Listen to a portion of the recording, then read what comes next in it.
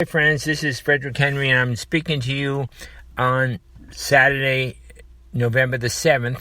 I just read an article that AP calls the election for Biden and they're celebrating Harris as the first woman vice president, Asian American, African American, whatever, and Biden undo the odds and so on. I really don't feel that's right. I don't think the election is over because of the extensions. It's surprising that North Carolina wouldn't call, Alaska wouldn't call, these other states wouldn't call, but they called quick for Biden. And, this is my anxiety. I'm a Trumper. It's my anxiety about this. I'm reflecting to you my anxieties as a Trumper, just raw out of the gut. Now, people are Ari Fleischer, wonderful guy. Others are wonderful people. The Trump legacy, trying to give him credit. Well, credit is nice, but what about a victory when he actually won the election, in my opinion? I still can't get over the 2:30 stop to the count that didn't pick up until the 4 o'clock delivery of all these extra ballots. And what is my anxiety about that? My anxiety is John Roberts and Kavanaugh, surprisingly, gave permission for these states to have extended voting times, count. Then everything is in. Once everything is in, the doors are shut and everybody counts. And we'll watch what they're counting. But you see, the game is, well, we have you count those who voted ahead of time so we know how much we need on that case to bring in extra votes, harvest them or manufacture them or whatever we have to do with the mail-in ballot, universal mail-in ballot, dead people voting, all this kind of business, computer glitches, whatever you're going to call it. Signatures don't count, identifications doesn't count, all these things come in the mail. Who knows who filled it out? There's no proof of anybody filling out anything. And then we have everybody vote on the day of voting, and we count that and report it. So now we know how much we need to overcome that. And so then we see that you get to a certain point when all these things are taken care of, and let's just hypothetically say we need 10,000 votes to overcome the lead. Everything's been counted except what's coming in. So at 4 o'clock in the morning, we bring in 20,000 votes here, 50,000 votes here, 80,000 votes here. We bring it in suitcases and in wheelbarrows or whatever it's going to be. Oh, they were sitting around, nobody delivered them. And then the opponent wins. And nobody challenges that because the Supreme Court Justice Roberts, who also gave us Obamacare as a tax, not a law, and Kavanaugh, surprisingly, with him, all that we did for Kavanaugh, all the work we did to make sure that Kavanaugh overcame the unbelievable, insidious, nasty Democrat challenges to his integrity, calling him a sexual predator and like, he sides with Roberts because they have to preserve the court. And what do we have? Democrats saying they want to pack the court, and he's trying to preserve the court. What? To win favor with the Democrats by stealing an election? What are you talking about? This is absurd. Okay, then we get the count. So you lead in a place at 160,000, 200,000 votes, and then none come in, six come in. For every six that come in for Biden, one comes in for Trump. Every six that come in for Biden, one comes in for Trump. We find out there's a concluder glitch in Wisconsin. So for every time 7 voters voted for Trump, 6 of them flipped to Biden, 1 of them goes to Trump. That's how the program was constructed. It's been acknowledged, and it's 27 counties in Wisconsin, and yet the media doesn't care. We don't care. AP doesn't care. Reuters doesn't care. There's no cheating. Nothing to see here, folks. Just Biden wins Wisconsin. Same thing. And I understand there's probably another 25 states that sporadically use that software. What are we going to do about that? The only thing I can think of is have another election. I mean, this is so egregious to me. Now, the media is the mainstream media, the fake news media, the media that we've been fighting for 4 years to help us, the citizens, work with them, have turned against us in the final, and they're giving us the final gotcha. You think you could turn against us? Well, we'll show you. We'll make Biden and we'll make Kamala Harris. Biden is not a well man. You know that, and I know that. He's not a well man. I predict that Biden may not even survive a year. My brother had Alzheimer's disease. I know what it looks like. I know what it's like. I know the medications don't do a thing for you. And if he has Alzheimer's, he will lose the ability to walk, he will lose the ability to talk, he will lose the ability to eat, he will lose the ability to swallow, and that's why we have Nancy Pelosi with a special commission to see to it that we can remove the president because he's incapacitated, and Biden will probably sign off on it anyway. I never understood why Jill Biden put Biden through all this, but I guess she wanted to be First Lady at least for a year or so. Kamala Harris will then become President of the United States.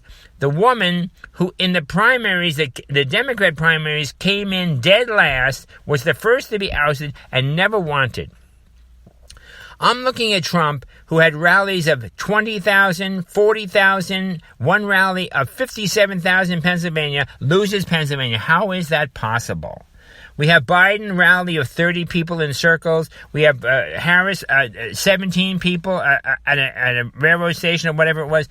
Nobody came out for these people. All of a sudden, millions upon millions upon millions of people voted for Biden-Harris. Now, maybe that was a silent Democrat majority. We'll never know, because it seems that the impetus, the thrust, the push is to just accept it. Oh ho, oh ho, oh hum. I've said it previously, I'm saying it again. We accept this. We accept an enslaved future. We will never be free. We will never have free elections. We will never have our votes count. We will never have ability. Today, I went on Twitter, and I used to be able to forward things. No matter what I touched, it didn't make any difference. I have 3 phones. All have Twitter. No matter which phone I touch, no forwarding of anything. Even when it says, would you like to read the article first? I read the article first. Would you like to quote the article? Whatever. Touch. Nothing was forwarded. Complete blockout of communication. You know who does that? Communists do that. Chinese communists do that. Not Russians. Russians don't even bother with that. Chinese communists. So we are about to be taken over surreptitiously, secretly, under the covers by a philosophy that's Maoist philosophy. Take Robert Reich's idea that we have to identify all the people who voted for Trump, all the people that adhere to Trump, and collect them all, send them to re-education camps, and bring them back into society with correct thinking, not the false thinking they have. We have to correct their thinking so they think properly. Who did that? Mao Zedong. That's who did that. So, my folks, everybody's very, very calm about this, and that's good, I guess. You know, when the Trump voters are not going to rebel. We're not going to have a big, gigantic burn the cities down. We don't burn our cities down.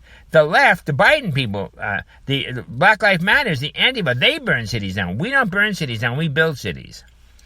And so I think a lot of people are saying, oh, well, oh, shucks, oh, my, there's nothing we can do about it. It's just Washington. Nothing can happen to us. Well, folks, I think you better look at it very closely again, because I'm telling you that it's very possible that we have just lost our freedom to vote, freedom to communicate, freedom to Twitter, freedom to Facebook, freedom to everything, because the controllers are out there and they're going to control us.